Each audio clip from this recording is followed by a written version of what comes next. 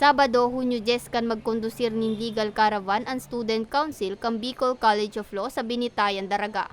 Parte kan sa indang aktibidad ang pag-edukar man sa mga opisyal asin residente digdi dapit sa manlain-lain na lay pambarangay. Para kay punong barangay Cecilia Arevalo, bentahin na mas nadugangan sa iyang kaaraman sa lay. Bagay na makakatabang nanggad sa pagresolba sa mga isyu na posibleng magbuto adaasa sa indang barangay. So may mga problema, lalo na kung legal matter, day na sinda mabayad, yaon na sinda digdi, yaon na mas madali na sinda magrani na daing bayad. So, dakulang tabang iniuligdi o sa barangay namon, lalong-lalo na duman sa mga medyo nalilibungan na day ninda aram kung sa anong gigibo ninda. At least ang unya, na-address na sa mga problema ninda. Sigun kay Attorney Louie Belhica, supervising lawyer kang nasabing eskwelahan, obheto kang aktibidad na makapaghiras nin magkakanigong impormasyon sa indang mga napiling mga benepisyaryo asin maipaaraman sa mga inian sa indang mga diretsos.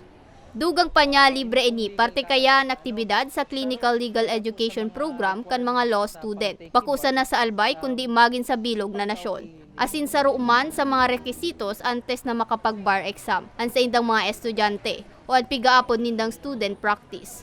Yung barangay justice system natin, para yung courts is hindi na siya nakaklag ng mga cases na kung pwede po siya masolve sa barangay, then why not? So, yun po. And also, to extend help also sa community natin na to make the legal services, free legal services available sa public.